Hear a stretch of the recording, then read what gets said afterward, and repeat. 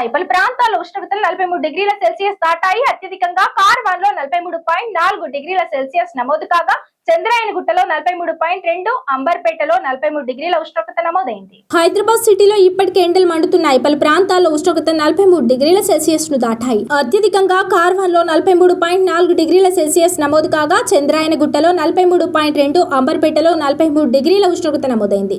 Malakpet, Alwal, as రావు నగర్లలో 42.6 డిగ్రీలు నమోదయ్యాయి. ఇతర ప్రాంతాల్లో 41.8 నుంచి 42.5 డిగ్రీల వరకు ఉష్ణోగ్రతలు రికార్డయ్యాయి.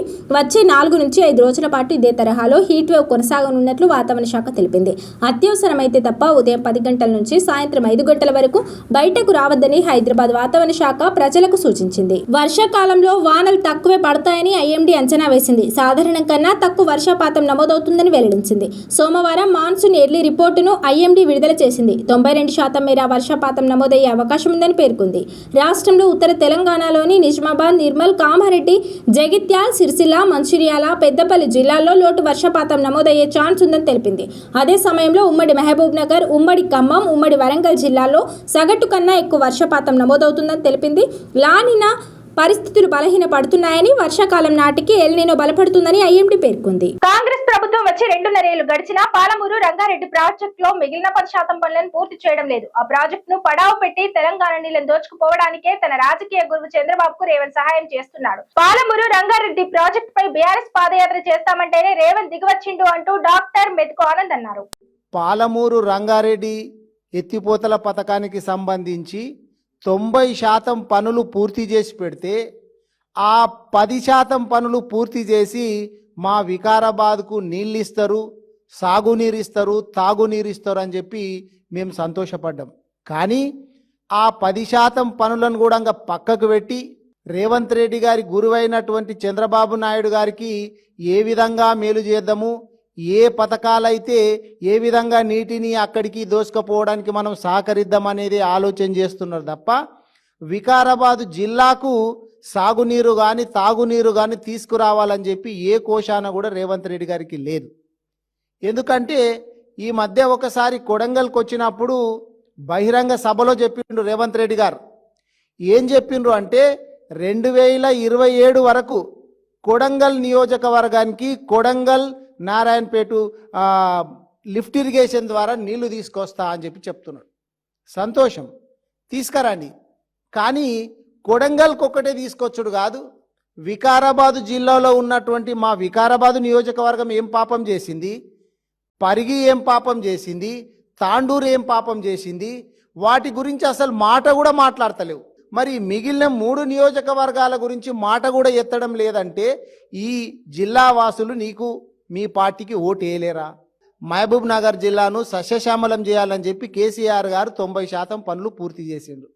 కానీ రేవంత్ రెడ్డి గారు దానికి ₹1 కూడా కేటాయించకుండా దాన్ని పడవ పడేసిండు. పాలమూరు రంగారెడ్డి ఎత్తిపోతల పథకం పూర్తయితే ఈ నియోజకవర్గాలకు ఒక్కొక్క నియోజకవర్గానికి దాదాపు 1,00,000 ఎకరాలకు సంబంధించినటువంటి సాగునీరు వస్తుంది. కానీ మీరు మాత్రం ఒక కొడంగల్కే ముఖ్యమంత్రిలాగా వ్యవహరిస్తున్నారు. గౌరవ ముఖ్యమంత్రి రేవంత్ రెడ్డి గారు అది కరెక్ట్ కాదు. లేకపోతే మళ్ళా వికారాబాదు జిల్లా నుంచే మరో ఉద్యమం మొదలవుతుంది. తెలంగాణ ఉద్యమం లోపల ప్రజలందరూ కూడా అన్ని వర్గాల వాళ్ళు ఏ విధంగా అయితే పాల్గొన్నారో వికారాబాదు జిల్లాలో ఉన్నటువంటి వాళ్ళందరూ కూడా అన్ని వర్గాల వారు పార్టీలకు అతీతంగా మళ్ళా ఉద్యమం చేయాల్సినటువంటి అవసరం వస్తుంది. అట్లా తెప్పించుకోవద్దని చెప్పి మిమ్మల్ని కోరుతా ఉన్నా. ఫార్మా సిటీ కోసం తీసుకున్న భూముల్లో ఫ్యూచర్ సిటీ సరికాదని దాన్ని రద్దు చేస్తామని మాజీ మంత్రి హరీష్ రావు చేసిన నిర్మాణాత్మక ప్రకటన సరైనదేనని బీఆర్ఎస్ ఎమ్మెల్సీ దేశపతి శ్రీనివాస్ అన్నారు. ఈ ప్రకటన తెలంగాణ ప్రజలు హర్షించే ప్రయోజనాలు కాపాడే ప్రకటన అని అన్నారు. బీఆర్ఎస్ అధికారంలోకి వచ్చిన వెంటనే ఫ్యూచర్ సిటీని రద్దు చేస్తామని ప్రకటించారు. తెలంగాణ భవన్లో శనివారం ఏర్పాటు చేసిన మీడియా సమావేశంలో ఆయన మాట్లాడారు. నగరంలో ఉన్న ఫార్మా కంపెనీలను దూరంగా నెలకొల్పి ప్రజల ఆరోగ్యాలను కాలుష్యం బారిన నుంచి కాపాడాలనే లక్ష్యంతో నాడు బీఆర్ఎస్ ఫార్మా సిటీకి ప్రణాళికలు తయారు చేసిందని అన్నారు. కేసీఆర్ ప్రభుత్వం భూమి కోసం రైతులను, ఫార్మా పరిశ్రమల కోసం పారిశ్రామికవేత్తలను ఒప్పించారని వివరించారు. వినాశకరమైనటువంటి మాటలు మాట్లాడొద్దు అని చెప్పి శ్రీధర్ బాబు గారు చాలా శుద్ధులు చెప్తున్నారు. రేవంత్ రెడ్డి గారు ఏం మాట్లాడారు? శ్రీధర్ బాబు గారు నక్సలైట్లు ప్రగతి భవన్ డైనమైట్తో పేల్చేయాలి అని మాట్లాడారు. ఇది వినాశకరమైనటువంటి స్టేట్మెంట్ శ్రీధర్ బాబు గారు. ఫ్యూచర్ సిటీని రద్దు చేయడం కాదు, ప్రగతి భవన్ను డైనమెట్లతో పేల్చేయాలని చెప్పి మాట్లాడాడు ఆయన. ఆయన అధికారంలోకి రాగానే మన విమానాశ్రయానికి వరకు ఉన్న మెట్రో రైలును రద్దు చేశాడు. దానివల్ల హైదరాబాదులో ఒక అభివృద్ధికి అవరోధం ఏర్పడ్డది. అది వినాశకరమైనటువంటి స్టేట్మెంట్ అవుతుంది. కానీ ఇవాళ హరీష్ రావు గారు ఇచ్చింది వినాశకరమైనది కాదు, అది పక్కా నిర్మాణాత్మకమైనటువంటి ఆలోచన, మీ అవినీతిని అడ్డుకునేటువంటిది. కాంగ్రెస్ నాయకులకు దోచుకోవడమే తప్ప ప్రజల సంక్షేమం పట్టడం లేదు. నాడు బీఆర్ఎస్ హయాంలో కట్టిన ప్రాజెక్టులే తప్ప కాంగ్రెస్ ప్రభుత్వం వచ్చాక కొత్తగా ఏమీ చేయలేదు. రైతులు పండించిన పంటను వెంటనే కొనకపోతే ఆ రైతుల ఉసురు కాంగ్రెస్ ప్రభుత్వానికి ఖచ్చితంగా తగులుతుందని బీఆర్ఎస్ నాయకుడు క్యామ మలేష్ ఆవేదన వ్యక్తం చేశారు. అంటే నువ్వేం ఉచ్చబోసి పండించినావా పంటలు? ఇవాళ జిల్లాలలో మంత్రులు ఒక్క మంత్రికి కూడా ఈ ప్రాంతాన్ని ఈ ప్రజలను సంక్షేమంగా ఉంచాలనే నిమ్మడంగా ఉంచాలనే ఆలోచన లేదు. ఏదేమున్నా నీకెంత నాకెంత, నీకెంత నాకెంత, ఈ దోసుకునుడే కానీ ఇంకొకటి లేదు. ముఖ్యమంత్రి గారు మీకు చిత్తశుద్ధి ఒకసారి రివ్యూ చేసి ఇంకొక మంత్రి అవగాహన లేని మంత్రులు మాట్లాడతారు మేము పంటలు ఎక్కువ పడినాయి అని. అంటే నువ్వేం ఉచ్చబోసి పండించినావా పంటలు? పాత కట్టిన డ్యాములే, పాత తవ్విన కాలువలే, నువ్వు వచ్చినాక ఏం చేసింది లేదు. అప్పుడు పండిన పంటలే ఇప్పుడు అంతా ఉన్నాయి. ఏమన్నా సాంకేతిక పరంగా వస్తే ఈల్డింగ్ ఎక్కువ వస్తే ఒక 5% 2% వస్తాయి. మీరు ఇంకేం ప్రాజెక్టులు కట్టలేదు, ఇంకేం చేయలేదు. కాబట్టి ముఖ్యమంత్రి గారు మీరు రివ్యూ పెట్టి తొందరగా ఈ రైతుల సమస్య పరిష్కరించకపోతే రైతుల ఉసురు మీకు కూడా దాక్తుంది అనే విషయాన్ని నేను మీతో మనవి చేస్తా ఉన్నాను. ముఖ్యమంత్రి రేవంత్ రెడ్డి అధ్యక్షతన జరిగిన తెలంగాణ కేబినెట్ సమావేశంలో పలు కీలక నిర్ణయాలు తీసుకున్నారు. జూనియర్ కాలేజీల్లో ఇంటర్ విద్యార్థులకు మధ్యాహ్న భోజన పథకాన్ని అమలు చేయాలని కేబినెట్ ఆమోదం తెలిపింది. ముఖ్యమంత్రి రేవంత్ రెడ్డి అధ్యక్షతన జరిగిన కేబినెట్ సమావేశంలో మంత్రివర్గం కీలక నిర్ణయాలు తీసుకుంది. జూనియర్ కాలేజీలో మధ్యాహ్న భోజన పథకానికి ఆమోదం తెలిపింది. అలాగే గంగాధర డిగ్రీ కాలేజ్కి 29 పోస్టులకు ఆమోదం తెలిపింది. కేసముద్రం ఫైర్ స్టేషన్ కు 18 పోస్టుల మంజూరు. 2027 గోదావరి పుష్కరాలకు 1000 కోట్లు కేటాయిస్తూ నిర్ణయం తీసుకుంది. తొలి విడతగా 300 కోట్ల మంజూరుకు కేబినెట్ ఆమోదం తెలిపింది. బీఎస్ఎఫ్, సిఐఎస్ఎఫ్ గ్రూప్ సెంటర్లకు తెలంగాణలో భూములు కేటాయిస్తూ రేవంత్ సర్కార్ నిర్ణయం తీసుకుంది. కరీంనగర్ వెలిదిలో 4 ఎకరాలు, రుక్మాపూర్లో 5 ఎకరాలు, గన్నేరు వరంలో 5 ఎకరాలు కేటాయిస్తూ కేబినెట్ నిర్ణయం తీసుకుంది. తెలంగాణ కేబినెట్ సమావేశం ముగిసిన అనంతరం మంత్రి పొంగులేటి శ్రీనివాసరెడ్డి మాట్లాడారు. హెచ్ఐఎల్టీ పాలసీ విధి విధానాలను తెలంగాణ ప్రభుత్వం ఆన్లైన్లో విడుదల చేసినట్లు తెలిపారు. ఓఆర్ఆర్ పరిధిలో 9292 ఎకరాల పరిశ్రమల భూముల మార్పిడికి గ్రీన్ సిగ్నల్ ఇచ్చిందన్నారు. పాత ఇండస్ట్రియల్ ల్యాండ్స్ కి మల్టీ యూజ్ జోన్ హోదా, ఐటీ పార్కులు, నివాస ప్రాజెక్టులు, కమర్షియల్ కాంప్లెక్స్లకు వాడేలా అవకాశం కల్పించనున్నారు. ఆసుపత్రులు, విద్యా సంస్థల ఏర్పాటుకు కూడా హిల్ట్ పాలసీతో వెసులుబాటు కల్పించనున్నారు. పరిశ్రమల యాజమానులతో ఇప్పటికే మంత్రి శ్రీధర్ బాబు కీలక సమావేశం నిర్వహించారన్నారు. పాలసీ అమలుపై పరిశ్రమల యాజమానుల అభిప్రాయాలను ప్రభుత్వం సేకరించనుంది. ఈ మేరకు హిల్ట్ పాలసీపై సలహాలు, సూచనలకు టోల్ ఫ్రీ నెంబర్ ఏర్పాటు చేయనున్నట్లు మంత్రి పొంగులేటి తెలిపారు. జూన్ 1 నుంచి ఇందిరమ్మ ఇళ్ల 2వ విడత ప్రారంభమవుతుందని మంత్రి పొంగులేటి తెలిపారు. 2వ విడతలో నియోజకవర్గానికి 2000 చొప్పున ఇళ్లు ఇస్తామన్నారు.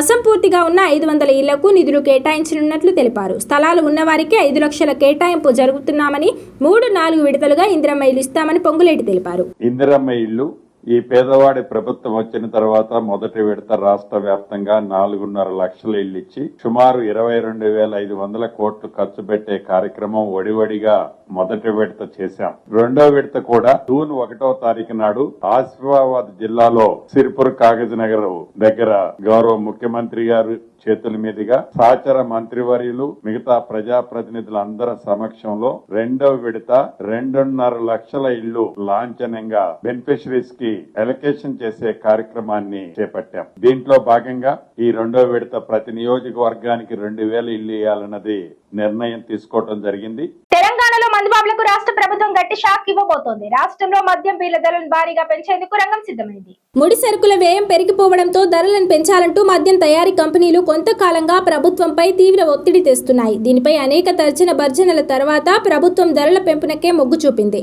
తెలంగాణ రాష్ట్ర అవతరణ దినోత్సవమైన జూన్ 2 తర్వాత మద్యం ధరల పెంపుపై ప్రభుత్వం అధికారిక ఉత్తర్వులు జారీ చేసే అవకాశం ఉంది. ప్రభుత్వం నియమించిన ప్రత్యేక ధరల నిర్ధారణ కమిటీ ఇప్పటికే మార్కెట్ పరిస్థితులపై సమీక్ష జరిపి ప్రభుత్వానికి తుది నివేదికను సమర్పించింది. మద్యం ధరలు పెరగడం వెనుక అంతర్జాతీయ కారణాలతో పాటు ముడి సరుకుల కొరత ప్రధానంగా ఉంది. అంతర్జాతీయంగా నెలకొన్న యుద్ధ వాతావరణం వల్ల గాజు సీసాల తయారీకి అవసరమైన కమర్షియల్ ఎల్పీజీ గ్యాస్ కొరత ఏర్పడింది. గ్యాస్ ధరలు రెట్టింపు కావడంతో మద్యం సీసాల తయారీ ఖర్చు 15 నుంచి 20% వరకు పెరిగింది. ఉత్పత్తి వ్యయం భారీగా పెరిగినందున కనీసం 15% ధరలను పెంచాలని డిస్టిల్లరీలు కేంద్ర రాష్ట్ర ప్రభుత్వాలను కోరాయి. మద్యం ధరల పెంపు, ఆదాయ వనరులపై అధ్యయనం చేయడానికి ప్రభుత్వం ఒక త్రిసభ్య కమిటీని ఏర్పాటు చేసింది.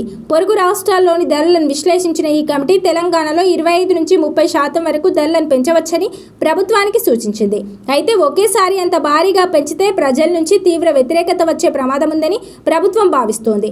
అందుకే మధ్య మార్గంగా 10 నుంచి 15% వరకు మాత్రమే ధరలను పెంచేందుకు ప్రభుత్వం మొగ్గు చూపుతున్నట్లు సమాచారం. దేశ ప్రజలకు అంబేద్కర్ అందించిన రాజ్యాంగమే అసలైన కవచమని, దాన్ని కాపాడమే రాహుల్ గాంధీ ముఖ్య ఉద్దేశమని జగ్గారెడ్డి స్పష్టం చేశారు. దేశ ప్రజలకు అంబేద్కర్ అందించిన రాజ్యాంగమే అసలైన కవచమని, దాన్ని కాపాడడమే రాహుల్ గాంధీ ముఖ్య ఉద్దేశమని జగ్గారెడ్డి స్పష్టం చేశారు. నెహ్రూ కేబినెట్ కాలం నుండి నేటి వరకు గాంధీ కుటుంబం దేశాభివృద్ధికి, ప్రజల హక్కులకు నిరంతరం కృషి చేస్తూనే ఉందన్నారు. ఇందిరాగాంధీ బ్యాంకుల జాతీయకరణ ద్వారా పేదలకు ఆర్థిక భద్రత కల్పిస్తే రాజీవ్ గాంధీ తెచ్చిన సాంకేతిక విప్లవం వల్లనే నేడు దేశంలో టెలిఫోన్, సైబర్ టెక్నాలజీలు అందుబాటులోకి వచ్చాయని గుర్తు చేశారు. సోనియా గాంధీ నేతృత్వంలో ఆర్థిక సంస్కరణలు, మన్మోహన్ సింగ్ హయాంలో ఉపాధి హామీ వంటి చారిత్రాత్మక పథకాలతో గ్రామీణ ఆర్థిక వ్యవస్థ బలోపేతమైందని వివరించారు. పదవుల కోసం కాకుండా ప్రజల కోసమే ప్రాణ త్యాగాలు చేసిన చరిత్ర గాంధీ కుటుంబానిదని కొనియాడారు. బీజేపీ ప్రభుత్వంపై జగ్గారెడ్డి తీవ్ర స్థాయిలో విమర్శలు గుప్పించారు. దేశంలో స్వేచ్ఛ నిర్వీర్యం చేస్తూ రాజ్యాంగాన్ని రద్దు చేయాలని బీజేపీ కుట్ర పన్నుతోందని ఆరోపించారు. గతంలో 54 లక్షల కోట్లుగా ఉన్న దేశ అప్పు మోదీ పాలనలో ఏకంగా 140 లక్షల కోట్లకు చేరిందని మండిపడ్డారు. ఎన్నికల కమిషన్ అడ్డుపెట్టుకుని ఈవీఎంలను లేదా ఓట్లను దొంగిలించి బీజేపీ అధికారంలోకి వస్తోందని, ప్రజలు ఓటు వేయకపోయినా దొంగ ఓట్లతోనే గెలుస్తున్నారని విమర్శించారు. నిరుద్యోగ సమస్యను పక్కన పెట్టి యువతను బజరంగ్ దళ్, హిందుత్వం పేరిట తప్పుదో పట్టిస్తున్నారని ఆగ్రహం వ్యక్తం చేశారు. తెలుగు రాష్ట్రాల ప్రజలు రాబోయే రోజుల్లో కాంగ్రెస్ పార్టీని ఆదరించాలని ఆయన కోరారు. ఉమ్మడి ఆంధ్రప్రదేశ్ను కాంగ్రెస్ ఎంతో అభివృద్ధి చేసిందని, గతంలో ఇక్కడి ఎంపీ సీట్లతోనే కేంద్రంలో యూపీఏ ప్రభుత్వం ఏర్పడిందని గుర్తు చేశారు. మాట ఇచ్చిన ప్రకారం తెలంగాణ ఇచ్చిన ఘనత కాంగ్రెస్ దేనని, అదేవిధంగా ఆంధ్రప్రదేశ్కు ప్రత్యేక హోదా రావాలన్నా, అక్కడి ప్రధాన హామీలు నెరవేరాలన్నా కాంగ్రెస్ గెలవడం అత్యంత అవసరమన్నారు. మోడీ గారు 11 సంవత్సరాలలో ఈ దేశ ప్రజలకు ఈ పని చేసి పెట్టిండు అని ఒకటి చెప్పండి. ఒకటేమో ఓటు చోరీ, ఇంకోటేమో రాజ్యాంగాన్ని ఎట్లా ఎత్తివేయాలి. ఇదే కదా వాళ్ళు చేసేది. అందుకే రాహుల్ గాంధీ గారికి ప్రతిపక్ష నాయకుడు కానీ కాదు, ఆయన ఈ దేశ ప్రజల యొక్క మేలు కోరే ఆ కుటుంబం యొక్క వారసత్వం అది. ఆ గుణగణాలు రాహుల్ గాంధీ గారు వాళ్ళ కుటుంబంకే ఉన్నాయి. బీజేపీలా దేశ ప్రజలకు ఇది మేలు చేద్దాము అనే ఒక నాయకుడి పేరు చెప్పండి. ఎవరైనా ఛాలెంజ్ చేయగలుగుతారా? బీజేపీలు చెయ్యలేరు. మాట్లాడితే హిందువులు, అరే నాయన మీరు బీజేపీలు కాదురా నాయన, ఫస్ట్ అందరము మొక్తాము. ఇప్పుడు నేనే ఉన్నా, నేను సీతారామ కళ్యాణం బ్రహ్మాండంగా చేస్తా. బీజేపీలో తెలంగాణ ఒక్క నాయకుడిని ఏమని చెప్పు. సంగారెడ్డి సీతారామ రామ్నగర్ రామ్ మందిర్లా నేను సంపాదించిన పైసలు, రియల్ ఎస్టేట్ లో సంపాదించిన పైసలే, నేను ఆడేం పట్టుకురాలే. నేను రియల్ ఎస్టేట్ లో సంపాదించిన పైసలతో దగ్గర ఒక మంచిగా బ్రహ్మాండంగా ఊరు పబ్లిక్ వస్తుంది. కళ్యాణానికి, సీతారామ కళ్యాణానికి ఓ 3 కోట్లు ఖర్చు పెడతాము, బ్రహ్మాండంగా చేస్తాం. అట్లా బీజేపీలో చూపెట్టుండి ఒక్కరిని. తెలంగాణ గడ్డ మీద వైభవంగా కళ్యాణం సీతారాములది. బీజేపీ ఒక్కడైనా హైదరాబాద్లో ఉన్నాడా? ఆంధ్రప్రదేశ్లో హైదరాబాద్లో చెప్పుడే అక్కడన్నా.